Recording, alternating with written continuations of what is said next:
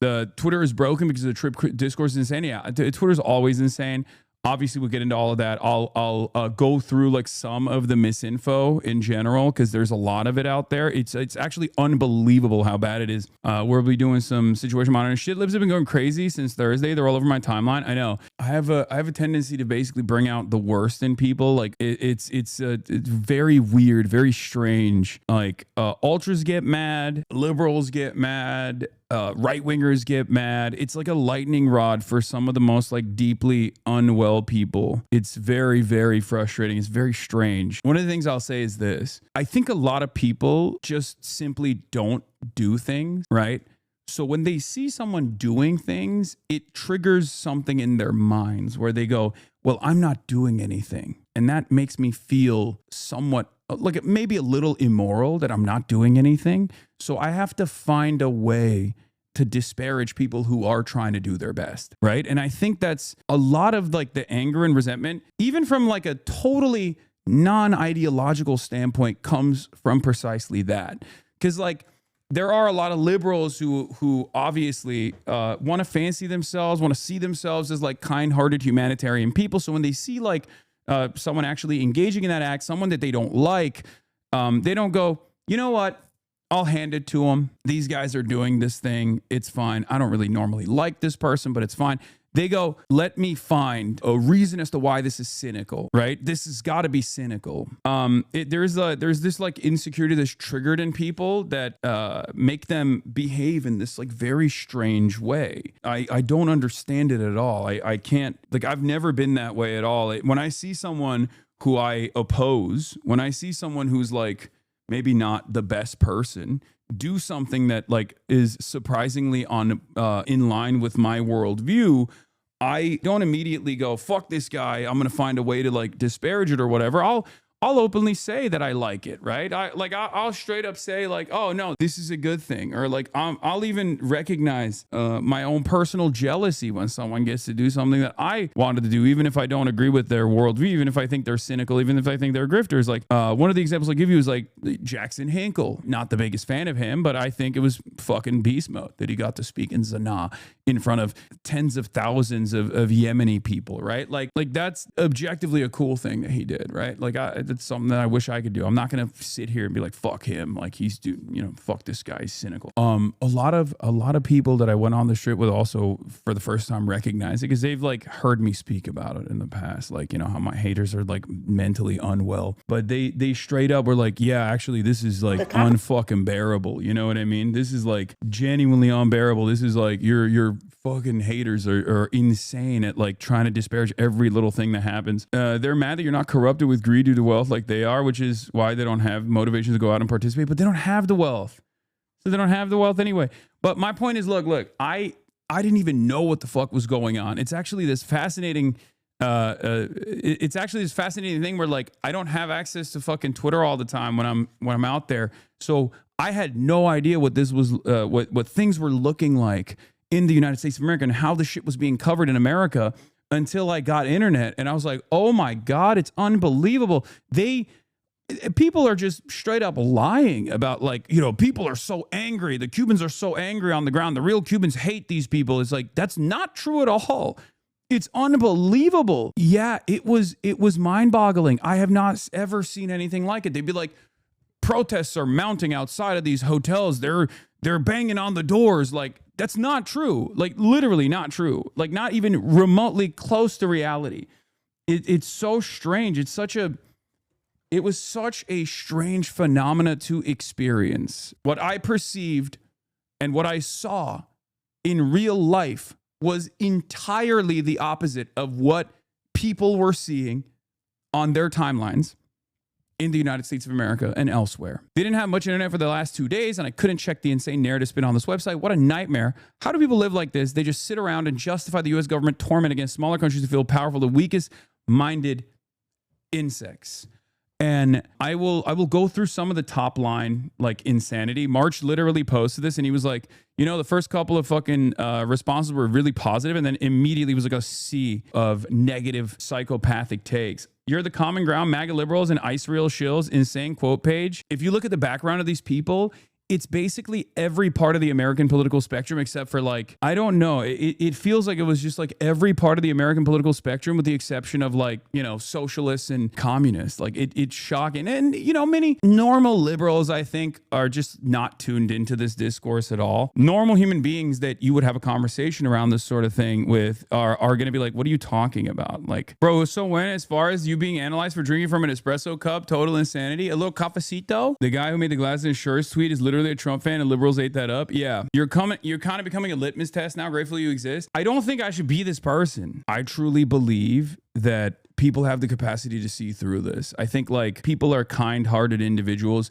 It is very funny that like there is this assessment of like, you know, how much everything I was wearing. It's like they don't realize that one, people send me fucking free shit all the time. Two, people gift me shit all the time as well, right? Like, not that it even matters. Even if I like go out and purchase it on my own, who gives a fuck what I'm wearing? You're an idiot. Like, what? You think the price of this button up shirt is the reason why the Cubans are fucking suffering? Like, what argument is this? You're an idiot for trying to justify it to them. I'm not trying to justify it. I didn't even bring that stuff up at all. But there is obviously like areas where there is a tremendous amount of misinformation, and you have to clarify it, right? Yep, like the kneecap concert causing the blackout. I saw this one a lot. Yeah, it's fucking crazy.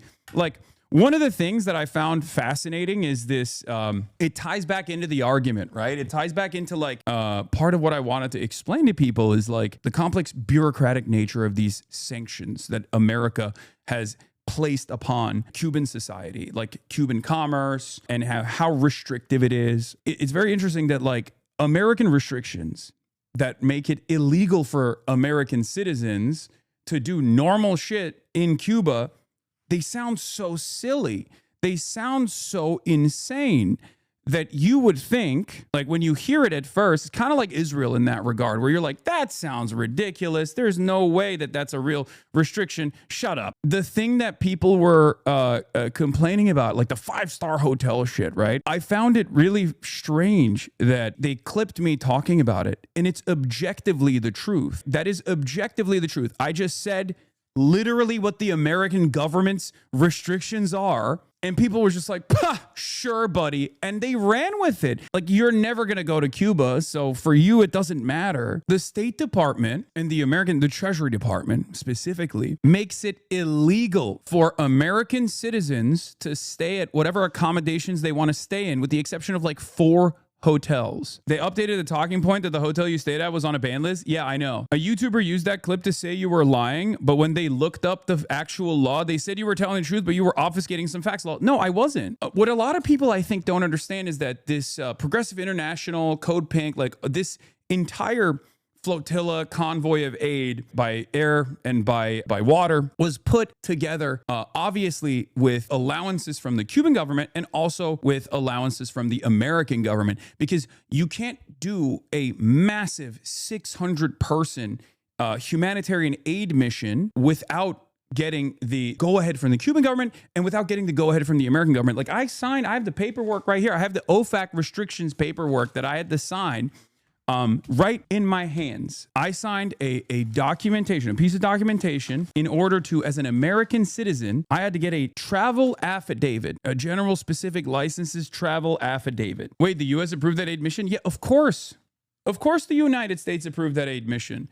The United States Treasury Department has to approve anyone that's going to Cuba. A lot of people don't realize this, especially if you're doing any sort of aid, any sort of humanitarian aid. There are levels to the cruelty that America is willing to subject the Cubans to. The reality is that the number one telltale sign for international human rights organizations is the restriction of humanitarian aid. So the American government, at least for now, has not restricted humanitarian aid, but humanitarian aid alone is not going to be able to make up for the lack of imports and lack of exports anyway. And we can't fucking send, barrels of oil regardless. So like, we can't actually address the number one problem that Cubans are facing. But yeah, every single part of this trip was directly sanctioned by the U.S. Treasury. And a lot of people don't understand that. And except for this guy, who ironically enough, in an effort to shit on me, accidentally showed the truth.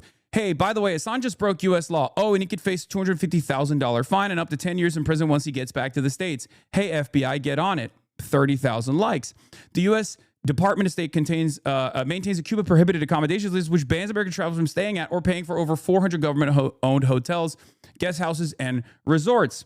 Now, isn't that fucking fascinating? Tip-to-tip reaction, brother. I'm lasering you into the fucking night sky like a shooting star if you think I'm going to be talking about the tip-to-tip.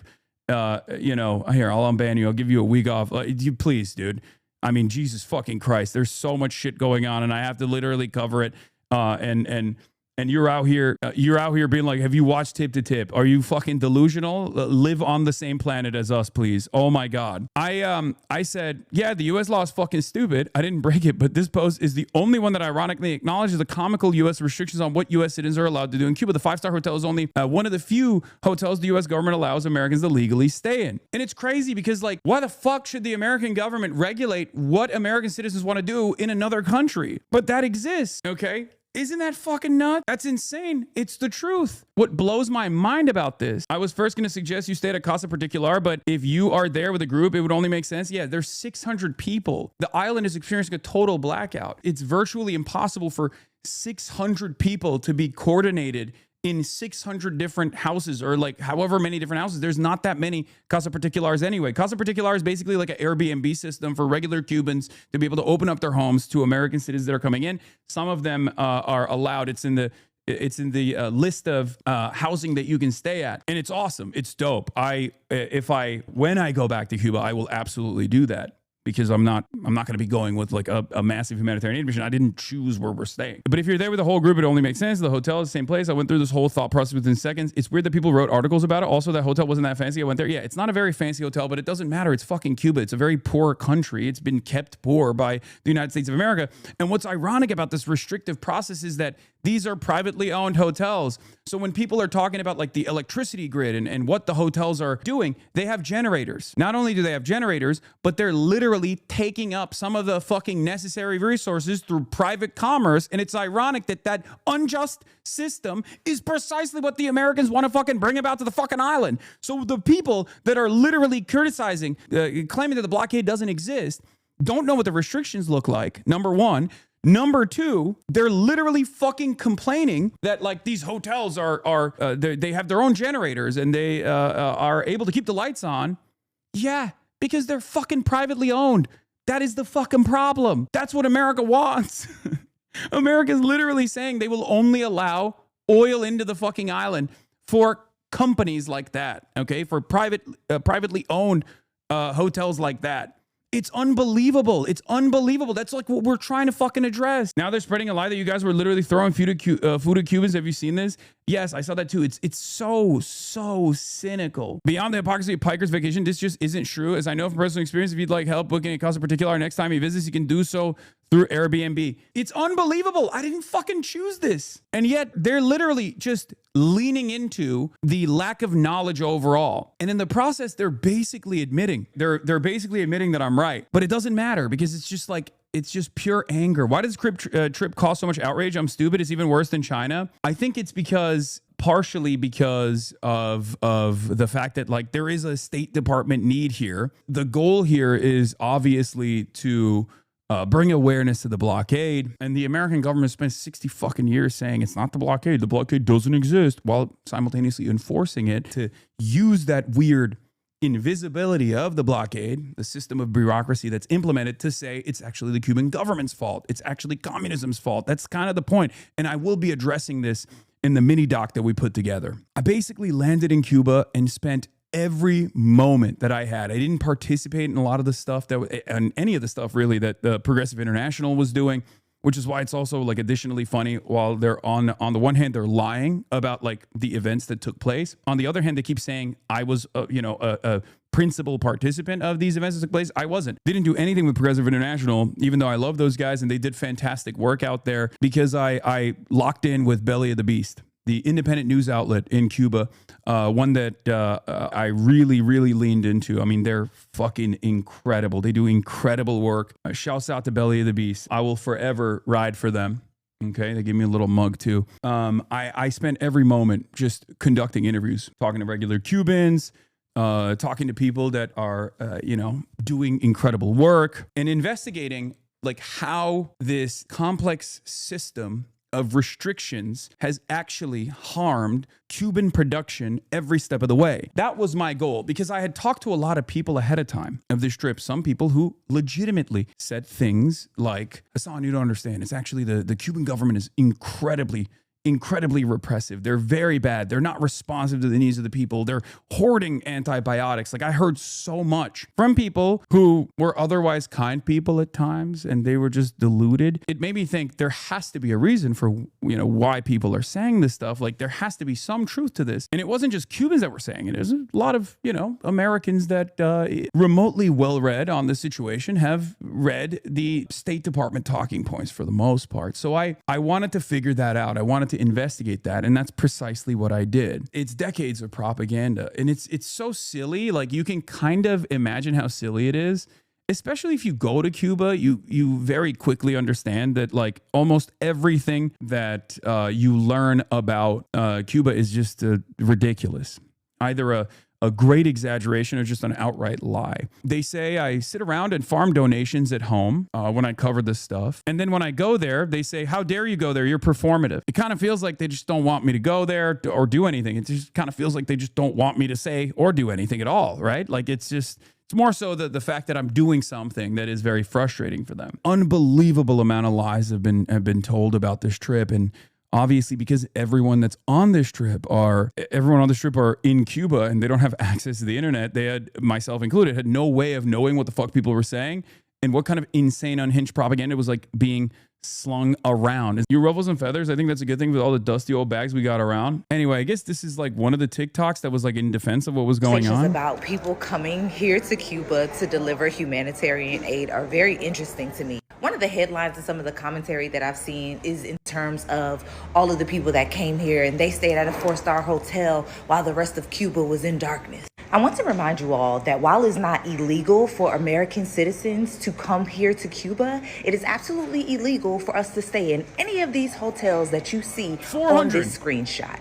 We cannot stay at all of these listed brand hotels. We cannot stay at a mom and pop hotel. We cannot stay at anywhere that is Cuban owned in Cuba, because that was instated by your United States government. And those who do stay with Cuban families, because the first time I came to Cuba in November, I stayed with a family. They actually have to take our passport numbers and register us because of our United States government. Again, it is not illegal for American citizens to travel to Cuba. However, just like the sanctions and the blockade, the United States government makes damn sure that we don't support the Cuban people. The second thing I saw was, all of these influencers spend all of this money when they just could have given it to the Cuban people. How? Do you know that because of the blockade and the sanctions, that United States citizens cannot send money? Yes, it's crazy. People don't realize, like, all of that aid, we had to literally physically send it there. Okay, like, someone had to physically put that aid in the hands of Cubans. Okay, that's another crazy part of this, where people are like, oh, you don't understand. Like, why didn't they just send the aid? It's like, you're a fucking idiot. You think we didn't think about this? Not only was there like a cultural component to this humanitarian aid trip, because like there's so much Orientalization that's going on here. Like you're treating the regular Cuban citizens like they're fucking animals. It's disgusting. Like the way you're talking about it, like you think they don't experience joy. You think they don't care about art. You think they don't care about being treated like fucking human beings. It's disgusting. There's so much like speaking over regular Cubans that are living in Cuba in this conversation that is mind-boggling. It's alarming. It's gross. And I cannot believe how much both liberals and fucking right-wingers have engaged in this. One of the aspects of one of the craziest pieces of misinformation was the kneecap guys like sucked up all the energy and killed Cubans in a hospital. The reason why the Cuban hospital ran out of energy is not because the fucking electricity grid is falling apart. I mean, that's part of it for sure, of course, but there's not enough gas on the island for their generators to work. That is our fault. America, we did that.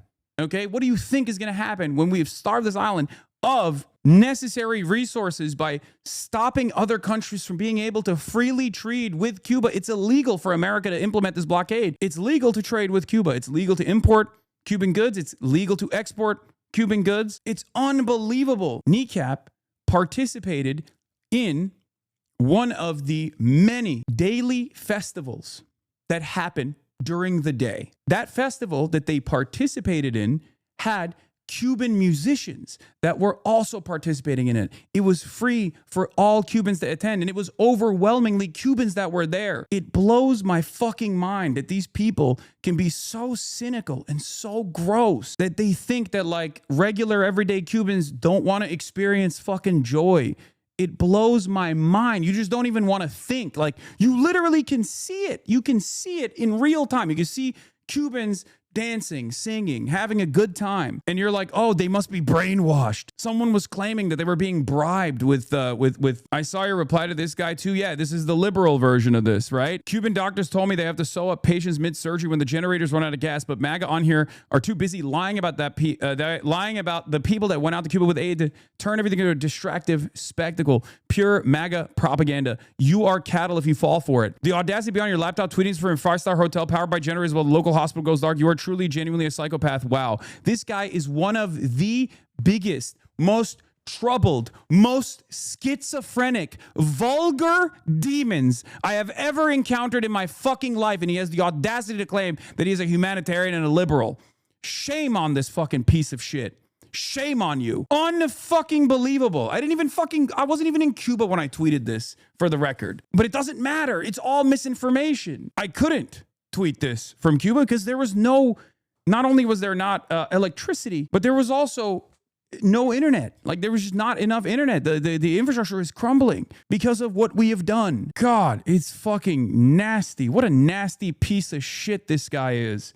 Shame on you. If you have the capacity to feel shame, that is. You don't. I cannot believe it. I cannot. It's just, it really, I saw the best in humanity with regular, everyday, ordinary Cubans trying to make the most of their horrible circumstances. And then I come back and I see people on the sidelines trying to do their very best to continue justifying the asphyxiation that we have implemented on this island. The people died because you morons threw a giant party and sucked up all the electricity. These are fucking Cubans, man. These are everyday Cubans having a great time on a free concert that was thrown together. And it wasn't just kneecap. It was like, Cuban artists that were also participating in it. I say you're a fucking insanely indecent person and you should really think hard about why you're repeating obvious moronic lies that MAGA is spamming on the timeline. Vicious scumbag. I cannot believe that the average person is this indecent. I think this is cynicism born out of just like being on this website. I cannot believe that people could be like this. Was reading on Dropsite that when the power goes out, the doctors in pediatric hospitals have to hand pump the ventilators for babies.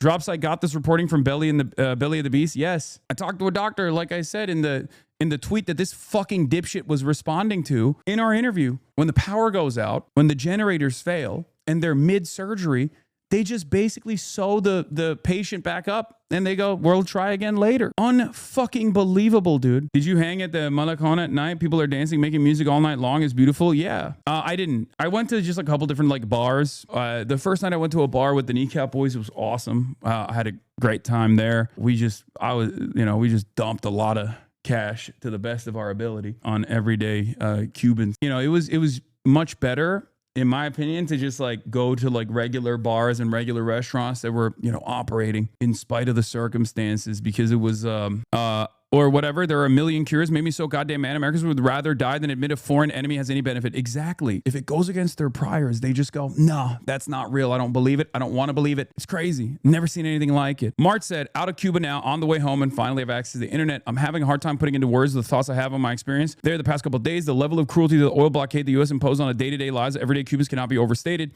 Everyday conveniences and essential services that we take for granted are completely non-existent. Entire systems that were already dilapidated by decades of sanctions and restrictions from participating globally start to break down exponentially when you remove fuel from the equation. The innovation required to accomplish the most basic tasks is astounding. People existing at night in complete darkness of the blackouts, just trying their best to lead normal lives in spite of the lack of power. Yet every Cuban person I met was extremely kind, patient, and welcoming. The resilience that the people of the island have is extremely admirable and heartbreaking to witness. Cuba is a beautiful place with amazing people and insane potential. What the U.S. has done to that island is shameful and nothing short of inhumane. It's an experience that I think every American should have. Okay, it will change you. When Ben Rhodes told me before I went to Cuba that I was going to be very sad, he was somewhat right.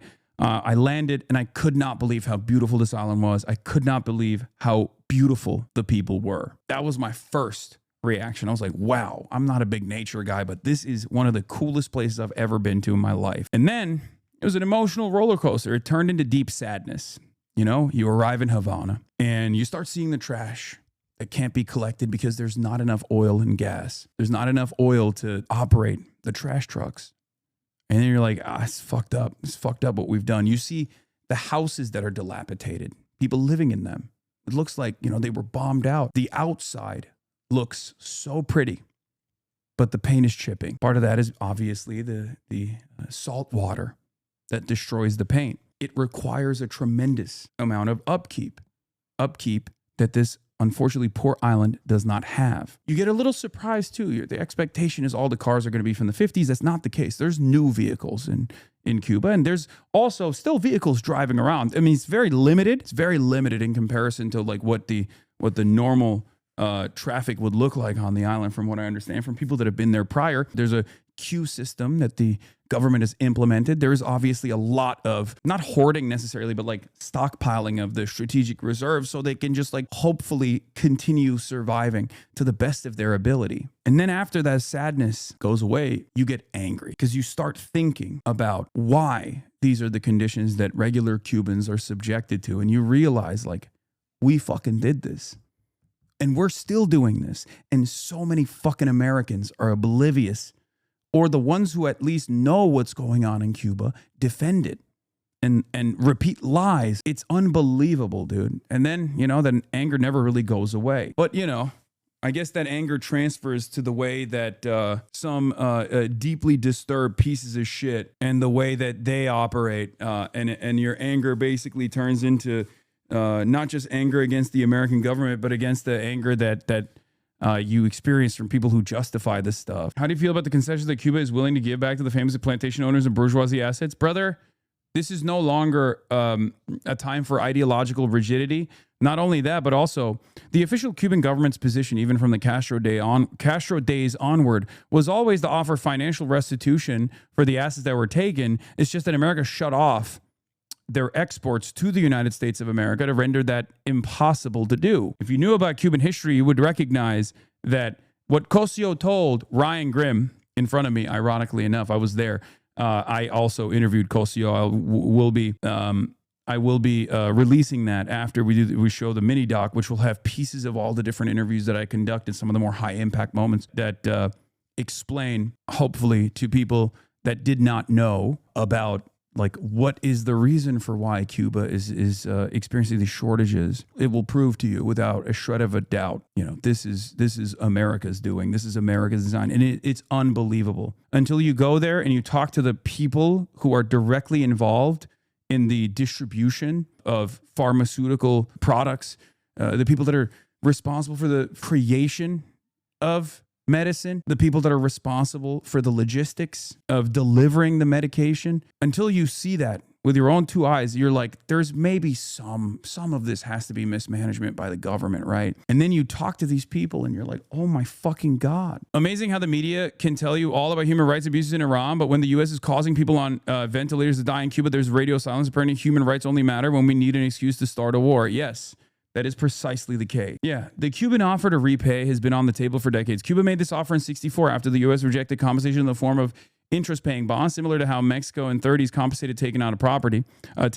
U.S. rejected it, assuming quick overthrow of Castro. Cuba is opening negotiations with a bid that's been on the table for decades. It's not new. It's not new at all. It's actually something that the Cuban government doesn't even need to do, but has openly entertained over and over again for fucking decades. It is not dissimilar to what you knew prior to October 7 about everyday Palestinian existence, if you knew anything at all, versus what you know now. Because it's the same forces of Western empire, Western imperialism, that have created this hermetically sealed information vacuum to make you believe a falsehood. There's no other way to describe it other than American state-sponsored propaganda.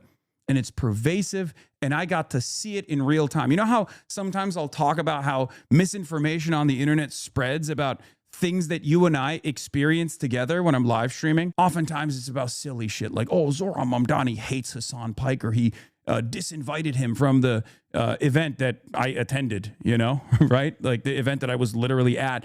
And you'll be like, why the fuck do people believe this? This is so crazy. Because it leans into like a comfortable narrative, right? That's obviously unimpactful. That's not like a significant story, but like this is being mass produced in a similar way for a much more consequential version of event. It's the same with Iran and the sanctions regime against Iran. It's the same with Cuba. Hasanabi blaming it all on the U.S. shifts the problem away from the fact that Cuba has systemic issues with an authoritarian government and their planned economy. Blame needs to go both ways. Yeah, no, you're a fucking delusional moron if you think that that's the case. Sorry, it's just the truth. There is literally, once you see it, it's impossible for you to unsee it. It's abso-fucking-lutely ridiculous. You are making shit up. There is no both sides in this equation, okay? 60 years of fucking actively trying to undermine. Dude, you don't know. You don't know what you're talking about. When you see some of these interviews, you will fucking understand exactly what I'm talking about. I'll give you a teaser. One example.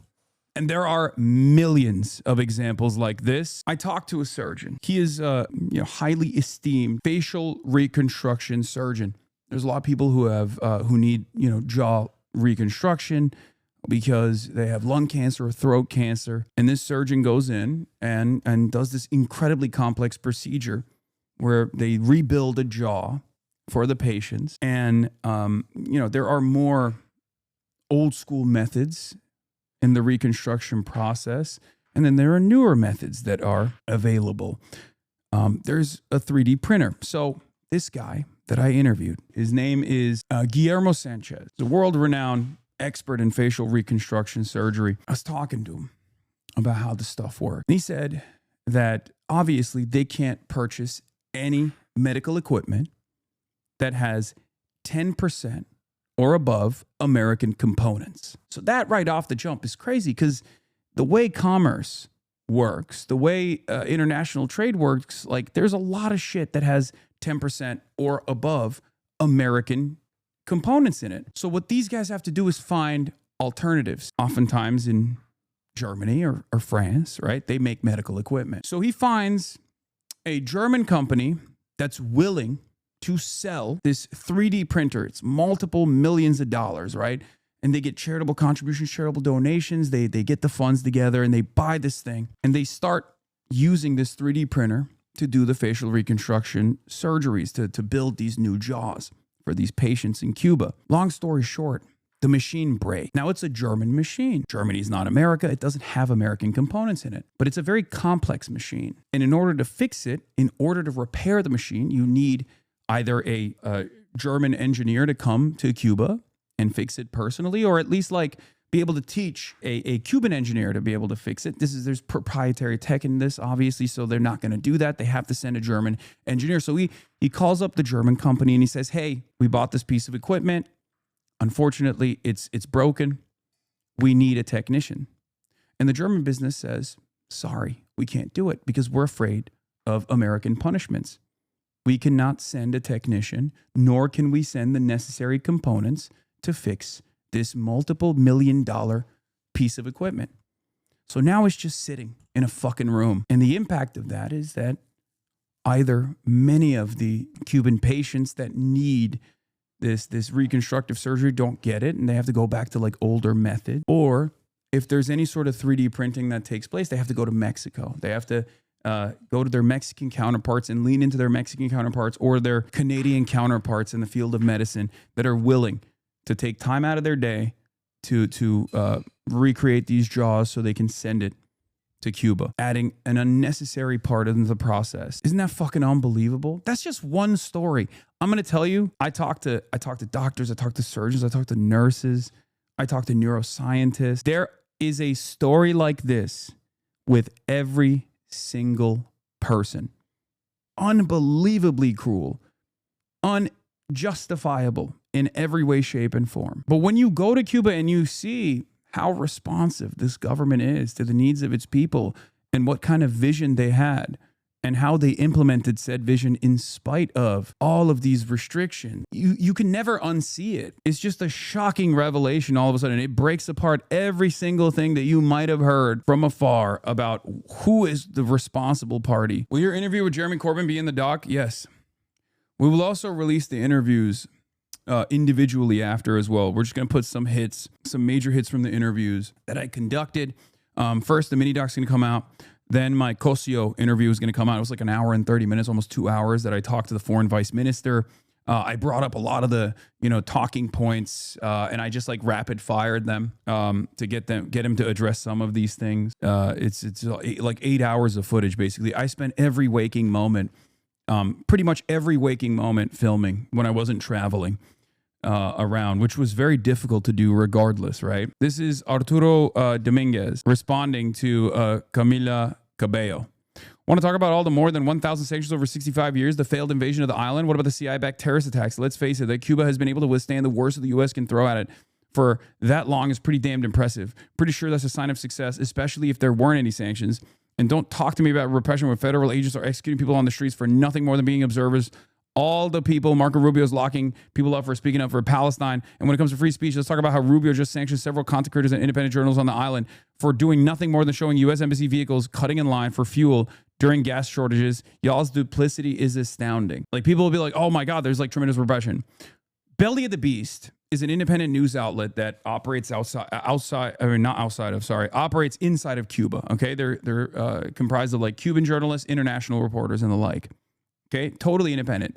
They literally got arrested by the government. Okay, and I was talking to them. Right, I was talking to one of the guys. They got grabbed and arrested in the process because there was like the SOS Cuba protests that were like the first time ever on the island. There was like actually a big movement. Right, this was like COVID, post 2019. A lot of the oil embargo restrictions that actually started creating like rolling blackouts. The island actually was suffering a lot more visibly. Right. Post 2019, this is the 2021 when the SOS Cuba, American-backed SOS Cuba protests were happening on the island, and they were covering it, and the government actually arrested them. I was like, so how do you feel about that, right? Like, because you obviously have told me a lot. Like, you talked about how like moral and how responsive this government is, but like your guys got fucking arrested for covering this. He was like, brother, think about your treatment in the hands of the American government, like the way they brutalize you personally. Like, you've been fucking tear gassed and stun grenaded. Like, it's not acceptable, of course, but it's like the level of repression in comparison to like the everyday attitude of the American government and the American police towards freedom of expression is not even comparable, right? There is a level of repression internally. Of course there is. They're under warlike conditions every day. Yeah, the dude literally said, free you. They're experiencing war.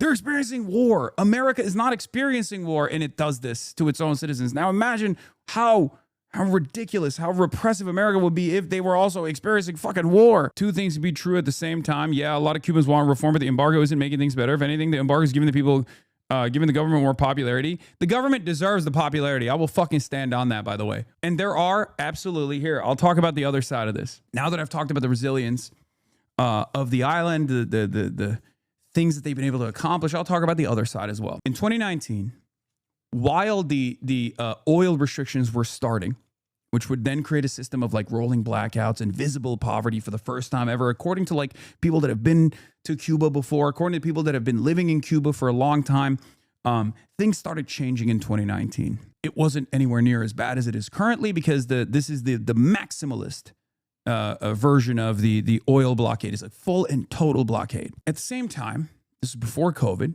the Cuban government actually, for the first time ever, no longer just had free internet access, unrestricted, by the way, unrestricted free internet access in their parks and in certain government buildings and hotels and the like, but now they created a bandwidth, like a system where anyone could access the internet.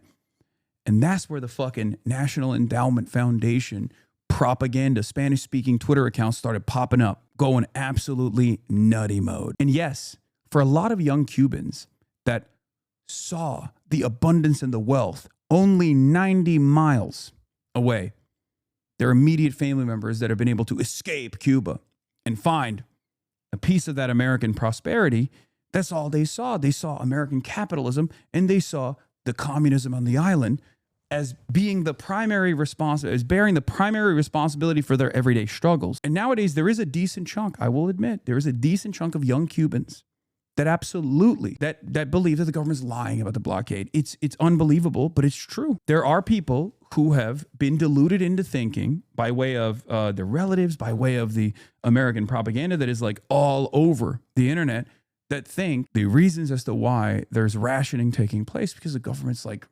ridiculous attitude towards rationing or whatever. It's like their mismanagement, and not because of this insane blockade. I'm glad you're at least acknowledging this finally, Law. You call it delusion, but at least you're speaking to it.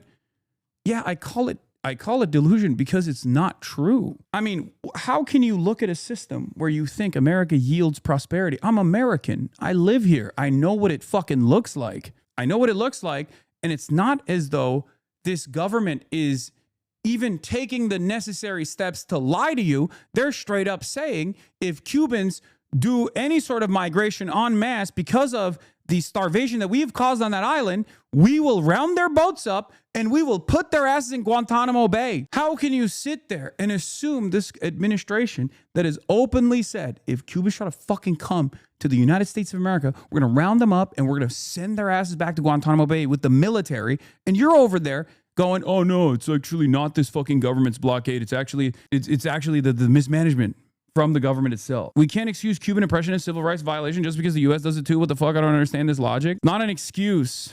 It's utterly immaterial in the conversation that we're having. The only reason why we have that conversation is to subtly justify, or maybe not so subtly justify, the actions that the American government is taking to make it seem as though there is a necessary reason for these sanctions. I'm not going to fucking put up with that shit. That's it. I've seen the impact. I've stared these people in the fucking eyes. I cannot turn around and act as though there is an alternative reason for why this exists. It's the same principle behind, but what about Hamas? As Israel was carrying out a genocide.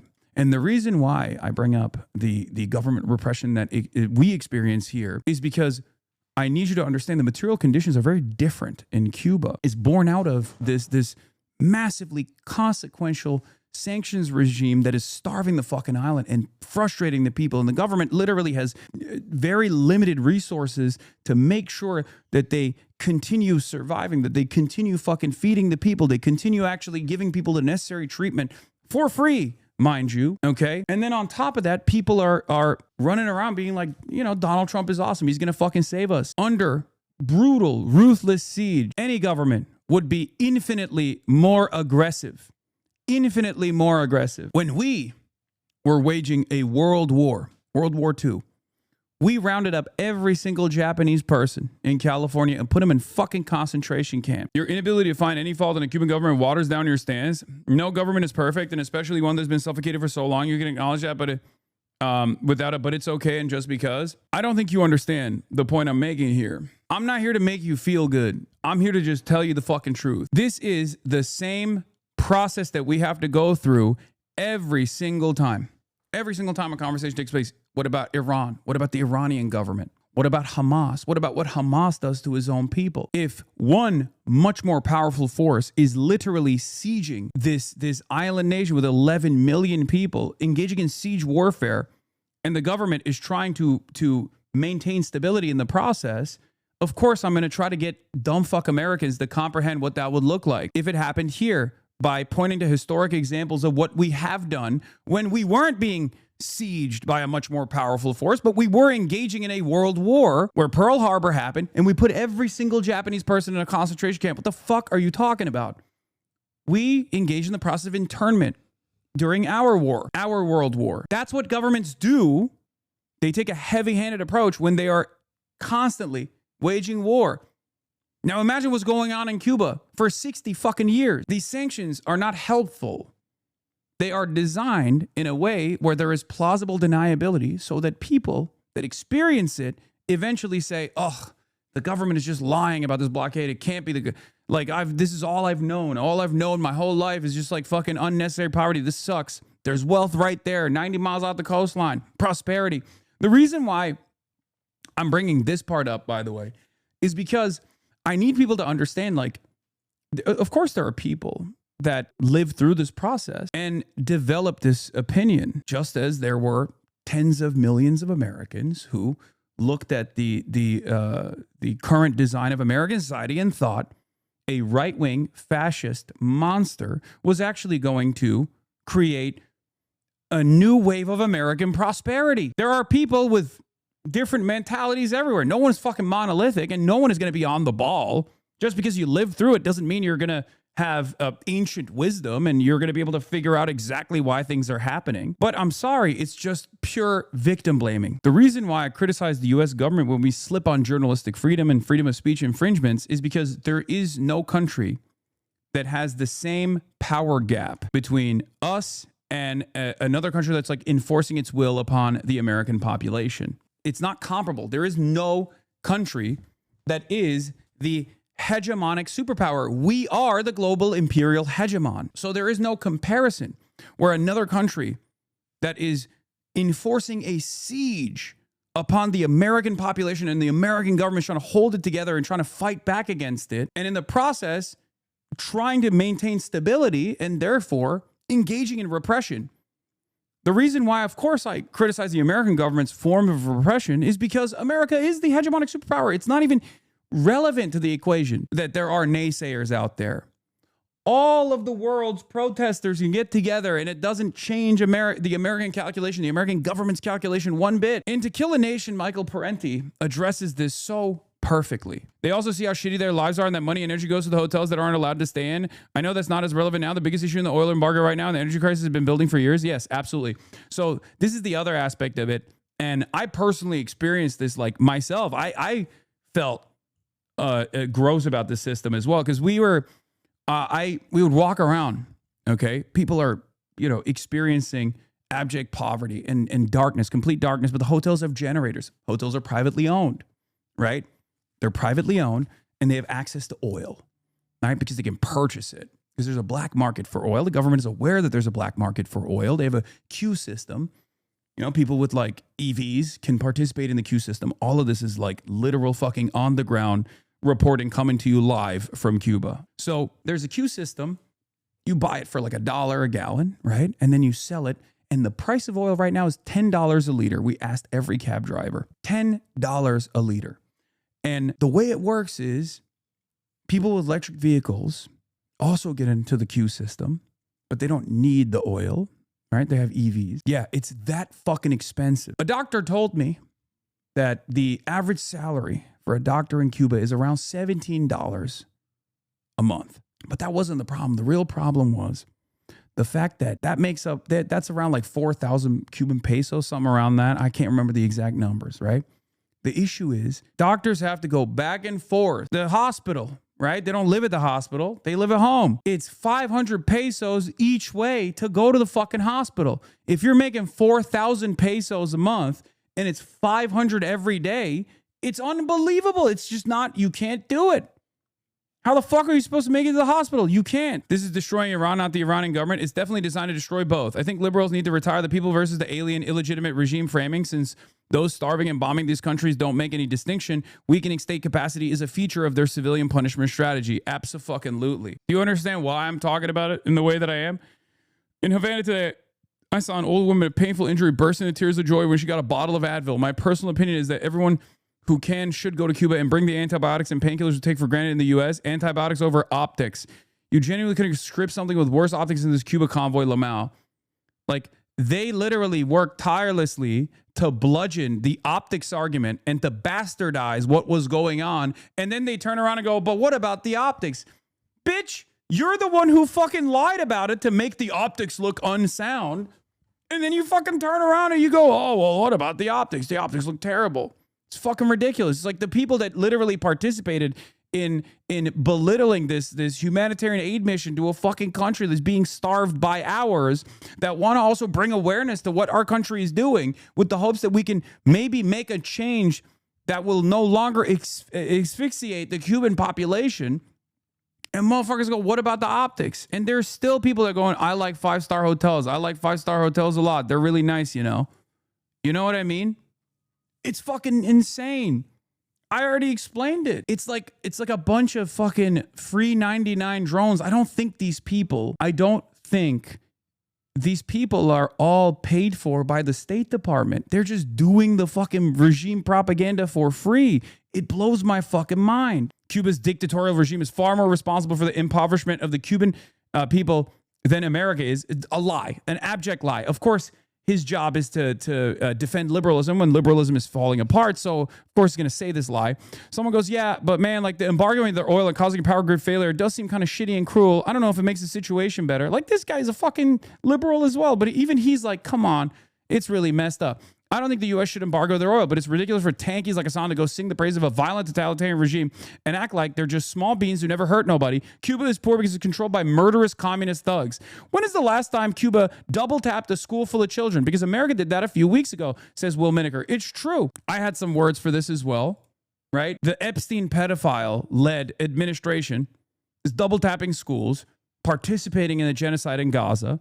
And even on the domestic home front, we do worse shit than the Cuban government does on a daily fucking basis. 2 million people are in prison, incarcerated in the United States of America. 700,000 homeless people in the United States of America. 700,000 on top of all of our violent foreign policy. And it blows my fucking mind. This is the wealthiest nation on earth, and people still go, oh, but these other countries, they're so violent. We have no leg to stand on, man. We have no leg to stand on. If you're defending America, you are not defending Americans, okay? If you're defending the current American government, if you're defending the current system, you do not care about your fucking neighbors, okay? It's that simple. I said our government is the principal party in Gaza's genocide and Cuba's unjust blockade. We just killed 150 schoolgirls in Iran. In the wealthiest nation on earth, we have 700,000 homeless people, 2 million incarcerated, and you have the gall to say another one of our perceived enemies is violent. And the reason why you say that, they want to defend American foreign policy. They want to defend the American sanctions regime. They want to say, no, it's not. It's happening because the government is scary. It's communist. It's murderous, bloodthirsty. Another response I gave to liberal Jeremiah Johnson, whose operation, by the way, has said nothing about the humanitarian aid or the necessity for humanitarian aid or the conditions for everyday Cubans beyond demanding that the Trump administration bomb some of these fucking flotilla ships, by the way. That's the only output from this administration, this CN liberalism operation, New Liberals. That's the only thing they've said about Cuba. Audacity to fucking come out and say the thing that defines Hasan, Code Pink, and most of the DSA Extended Universe convoy members is not complicated. It's America bad. Look, sometimes America's bad. That's quite literally the only lens they're capable of seeing the world through. It's why the DSA cozied up to Maduro. It's why Hasan thinks the Houthi terrorists are so cool and said America deserved 9/11. It's something is against America. It's good. End of story. They don't have an ideology beyond that. I said America can be good. Americans are good. You aren't one of them. You want to defend America's senseless bloodlust. We are death dealers around the world, and even Americans are waking up to the reality that our wars cause pain abroad and offer no benefit to ordinary Americans here. Yeah, and he's also obviously a genocide defender anyway. He's a genocide denier. There are a lot of good things I could say here. I could say that a lot of this is factually wrong. Joe Biden does not have dementia. Palestinians are being killed, but it's not a genocide. Biden's administration is very much trying to rein in Israel, etc. Jeremiah is also a coward who now realizes that this was not a smart thing to put in writing, but rather than admit to being a ghoul, he has tried to quietly edit his blog, thanks to the Wayback Machine. Here is the other Center for Liberalism person, that this Jeremiah guy. I've heard a lot of bad stuff about you, but really been enjoying the streams. Well, listen, thank you for actually, having the charitability and open-mindedness to actually listen to what I have to say rather than unconditionally believe all the fucking lies that people tell. That's the goal here. Because if you spend, more than 5 to 10 minutes in this fucking broadcast, you're very quickly going to realize that a decent amount of people spend a decent amount of time just actively shitting on everything I'm saying and doing and bastardizing it to the best of their fucking ability because no one wants to address the issues. Yeah, here's his friend, the vice chair of CN Liberals, arguing for a Trail of Tears 2.0. The best thing that we could do for indigenous people would be to end all tribal land designations, encourage them to relocate and integrate the modern society funded by the government. The two-tier system is horrible for Native people, dooms them into poverty and subjugation.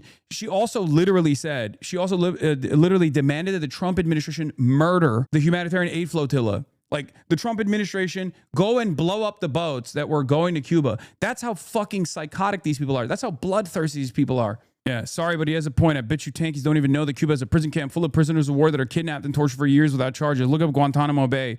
But what you will learn will shock you. Oh, shoot. Read a little further on the Wikipedia article. Turns out my government is a totalitarian regime keeping POWs in camp in Cuba in open, and the Cuban government has repeatedly told them to stop. Yeah.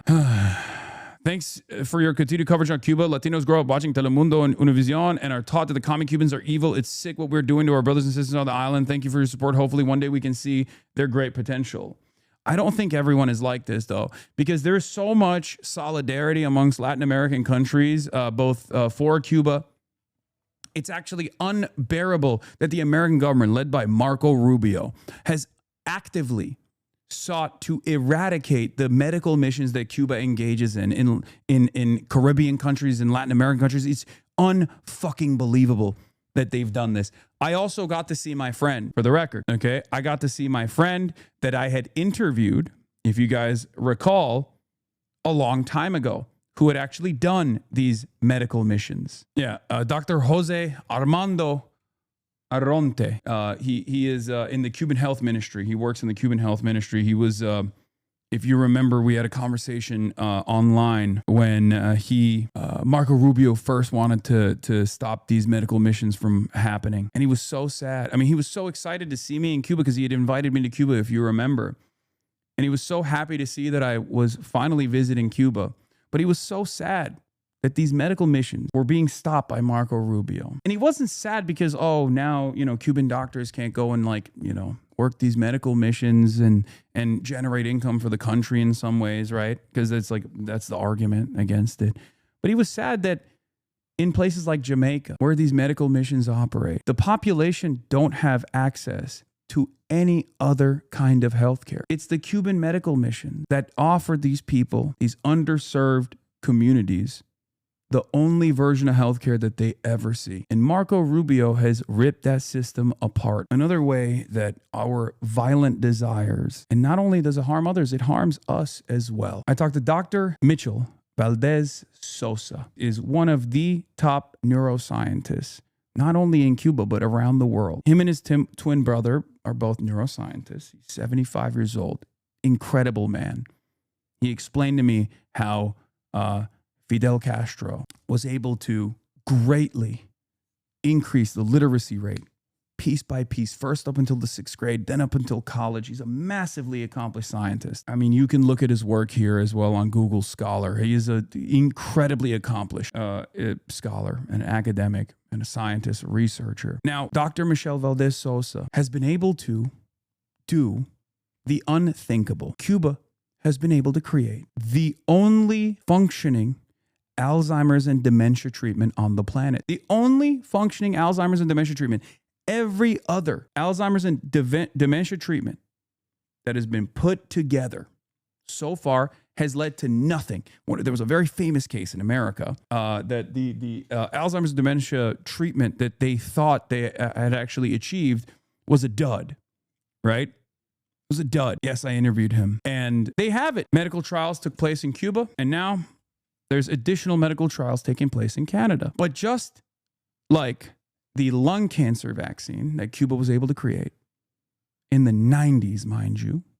Okay, yeah, NeuralSim is the one we're talking about. Cannot believe that they put the context note on this. Look, NeuroEpo claims to rely on a single trial from Cuba without independent replication. The researchers themselves acknowledge that larger trials are needed. The phase 2 trial in Canada is ongoing, and wider adoption awaits phase 3 confirmation. They're literally like the propaganda machine goes brrr, the entire time. It's unbelievable. Cuba had a lung cancer vaccine in the fucking 90s. How many people have died of lung cancer? How is this attitude anything but better dead than red? It's through the communist system that they were able to put the interests of the people over the interests of profit. And you can't have that because innovation must only come from capitalism. Innovation must only come from capitalism.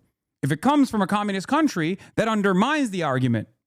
That undermines the argument in spectacular fashion, doesn't it? The very fact that they are able to accomplish these incredibly impressive leaps in the field of medicine to save people's lives, no matter where they come from. Your grandparents, people like myself as well.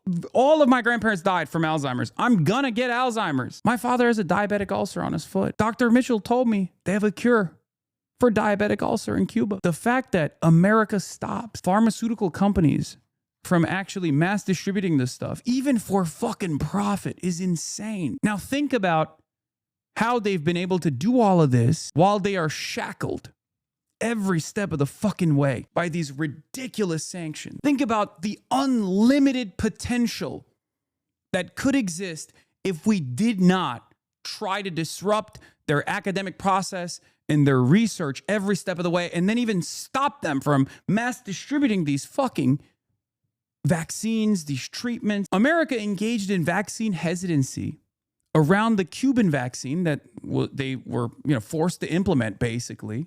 Cuba made its own COVID vaccine, for those of you who don't know. And the reason for why they had to make their own COVID vaccine is because Alibaba founder, Jack Ma, tried to send Sinovacs to the island during COVID. America intercepted that. They stopped that from happening. America also simultaneously created vaccine hesitancy through a PSYOP campaign in the Philippines because they thought China's doing soft power initiatives in the Philippines. They're sending Sinovacs there. And now the Filipino population has a tremendous setback, and a lot of Filipinos have vaccine hesitancy. We know this because the American government openly revealed it, by the way. They spent millions of dollars creating misinformation and PSYOP campaigns in the Philippines because they wanted people not to take the Chinese vaccine. It worked. America did this in Latin America as well. Yeah, Cuba, U.S. embargo blocks coronavirus aid shipment from Asia. So the Cubans said, fuck it, we'll make our own. And they did. And then they started distributing it to all of the other Latin American countries that the United States was refusing to send this vaccine to. And it's unfucking believable. But they did the same misinfo campaign in Latin America as well. Don't take the Cuban vaccine. The communist vaccine, it's nothing. It's not real. It doesn't work. Just to minorly correct a bit of what you're saying, there are now in Buffalo, New York, and at Roswell trials going on with this lung cancer vaccine from Cuba, but obviously still not widely accepted because of Cuba's stigma and sanctions. Med student and epidemiologist, thank you for informing. I didn't know that. I thought it was only in Canada where they are doing test trials right now. It is fucking crazy though, don't you think? That there's like literally some of this stuff has to be in secrecy. Because if this comes to the forefront of the conversation, all of a sudden it makes people reconsider this, the way that the system works. And then they go, whoa, well, hold on. We got to put a fucking stop to it. There's a lot of medical researchers in my community as well. There's a lot of researchers in general. And I know many of you hear this stuff and you see this stuff and you think this is fucking ridiculous. Like, your allegiance to the academics in Cuba matters. Okay. That's another thing that I found out talking to the doctors, talking to the professionals, talking to the academics in Cuba, where like they rely on the kindness of strangers that live in America and elsewhere all around the world in order to keep things going. First ever computer that Dr. Mitchell told me, the first ever computer that Cuba ever received was from an American doctor in New York. So people need to be brave, is what I mean. Not have to worry about like American setback. We have to be an unshakable, undeniable force for good. Yeah, I mean, this was funny. Hasan's $690 button-down shirt alone can feed a family of 4 in Cuba for about a year. Damn, he should go to Cuba and give them money. It's strange that, I mean, it makes sense that this propaganda works on the fucking hogs too. Like, I get it when people are like, but what about the optics? It's like, the fuck do you mean? Like, what are you talking about? Like, I'm literally in Cuba. You know, I'm in Cuba. You should have went shirtless. True. Why do you give these hogs the time of day? Because this kind of propaganda, unfortunately, has the capacity to muddy the waters. Okay. When the goal here is to obviously talk about the plight of everyday Cubans and talk about the impact of the blockade, the people that want to change the conversation, the people that want to change the conversation back to like the government, will then disparage and belittle everyone that's like going out there to do whatever the fuck they can to help. It's a lesson that they want to teach everyone. If you do this, we will humiliate you. Some people actually do get worried. They don't want to get yelled at or whatever, right? For one reason or another. There's a lot of I love Cuba but going on right now. It's good. That means they're losing it. That means they're losing the argument. When they have to back away from this, when they have to concede on the grounds that they are like, that the blockade is having a tremendous impact, that means that the conversation is shifting. Because a lot of you are probably unfamiliar with this process, but for many, many years, the invisibility of the blockade and the sanctions regime unironically made it much easier for these people to say, there's no blockade. People can do trade with Cuba. There's American goods on Cuban shelves. How could you say there's a blockade? There's American hotels. That was the entire point. But now it's undeniable because Donald Trump is so vulgar and so open about his cruelty. So now these guys can't say that there's no blockade. So they have to say instead, well, there's a blockade, but it's pure moral bankruptcy. But yeah, it also drowns out this. You at least have video showing the aid you all gave away, right? What people are saying seems like the negative stuff is just plastered. Yes. It also has it also completely dominates the fucking conversation. I mean, here, this is another example, right? Cubans are regular ass people. They enjoy music. They want to fucking go to a concert. They want to live their lives in spite of the fucking ridiculous blockade, right? In spite of the crippling blockade. This is the Kneecap Boys participating in a public free concert that was put together for Cuban artists. And they were like, oh, we're here. Let's do it. We'll also participate in this concert. So they also gave a free performance for every Cuban that was in attendance. A lot of people were like, oh, they did a concert for just like the wealthy fucking tourists or whatever. No, it's just mostly Cubans, you fucking idiot. Even this guy, Diego de la Vega, Team AOC Comms alumni. Did you guys think a concert amid a blackout was good optics for this little trip? The concert was a part of a free public spring festival that was already planned. There were tons of Cuban families there, and it was cut short because of the blackout. Any more questions, says Ida Chavez, who was there. The other aspect of the tourism industry that a lot of people don't understand, the other aspect of the tourism industry is that, like, American blockades have made it impossible to engage in any sort of real exports from the island.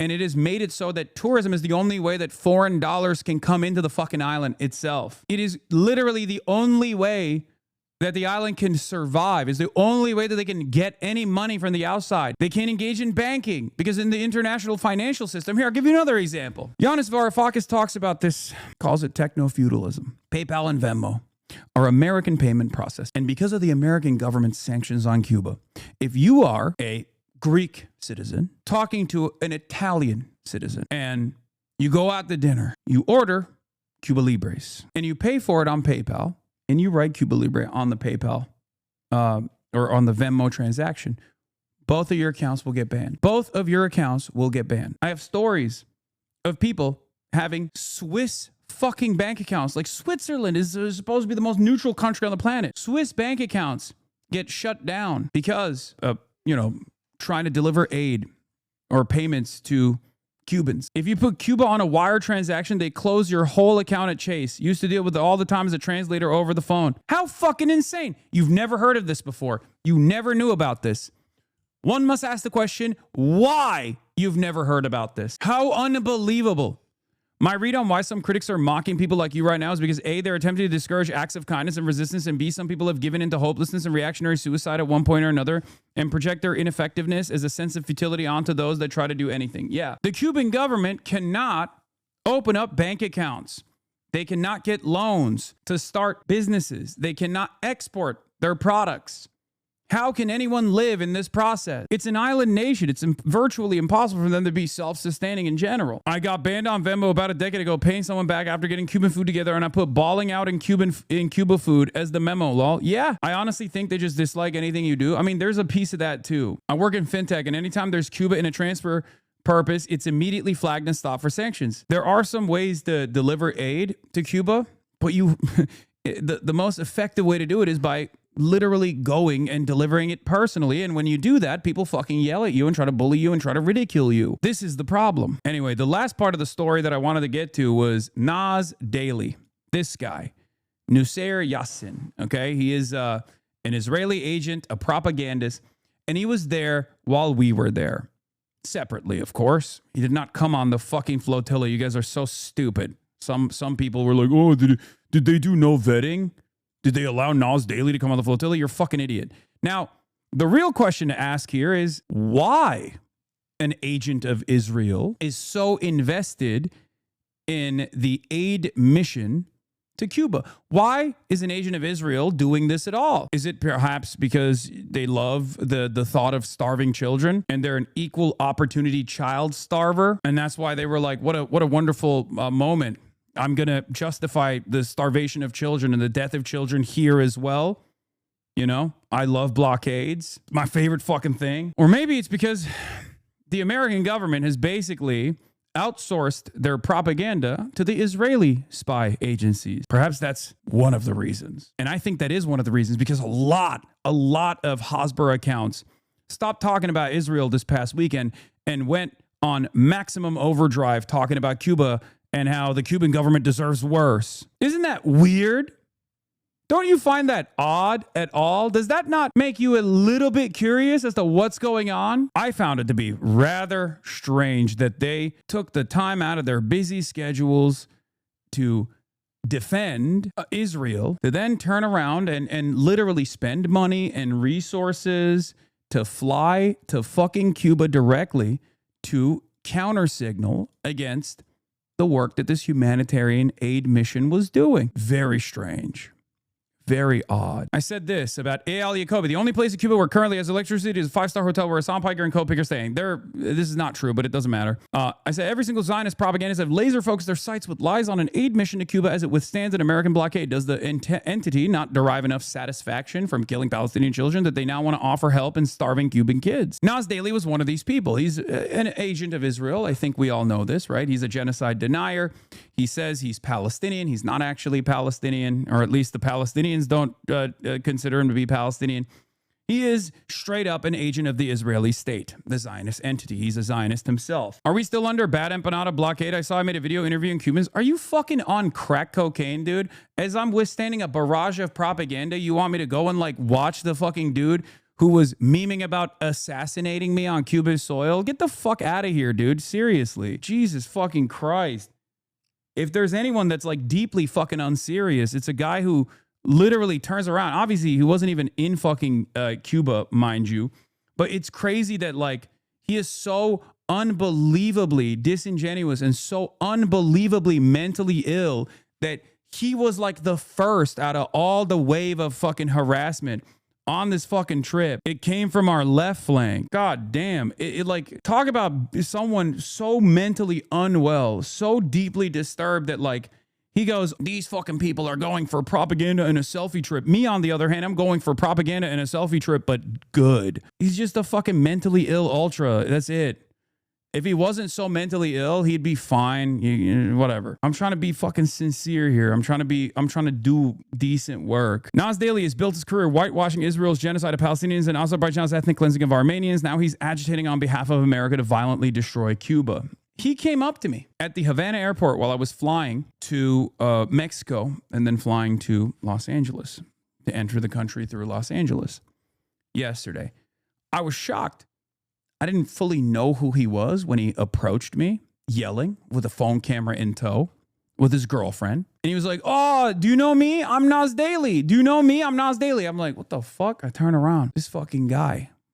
He's like, do you know me? I'm Nas Daly. I have a massive YouTube channel. And when he realized I had no fucking idea who he was, he started immediately yelling about Hamas.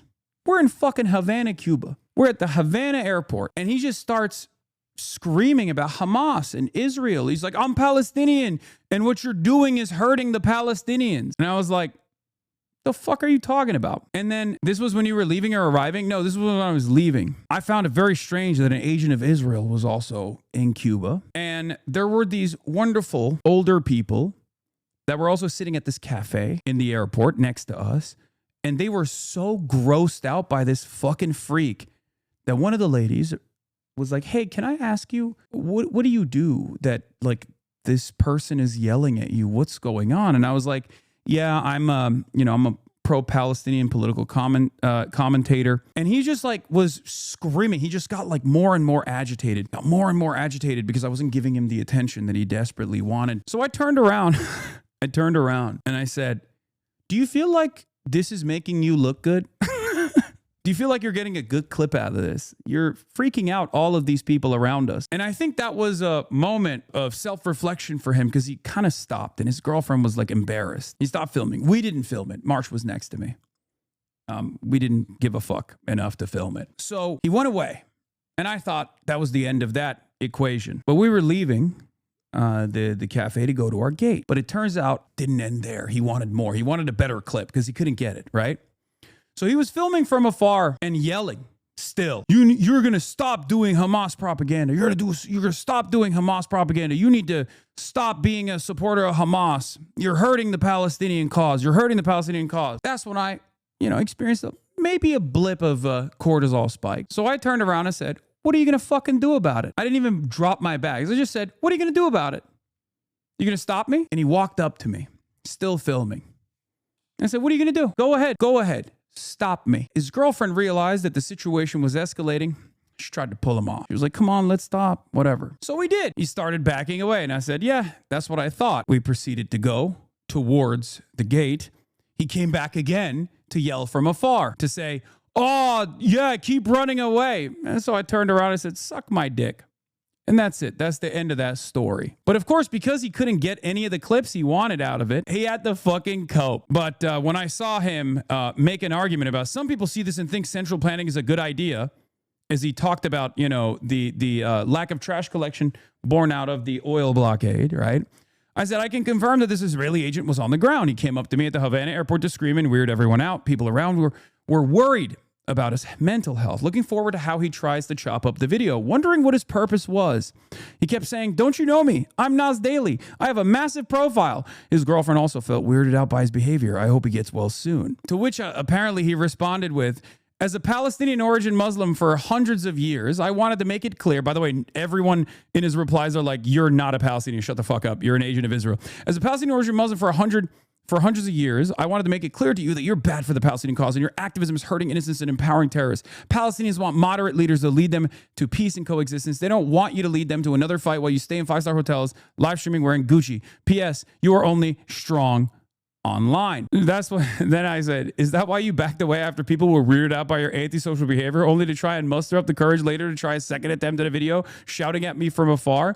Will you put how you stood down when I asked what you do about it to stop me in the video?" So I denied him the clip. And all he had in the end was this: "Don't worry, you're not worth making a video about. You can rest easy that beautiful video I took won't be online. So why'd you take it?" Maximum cope. His girlfriend lying about the interaction because they don't plan to post a video. "Lol, what are you talking about? I was there. There was no screaming. No one was even paying attention. He walked up to you and said, 'As a Palestinian, you're hurting Palestinians.'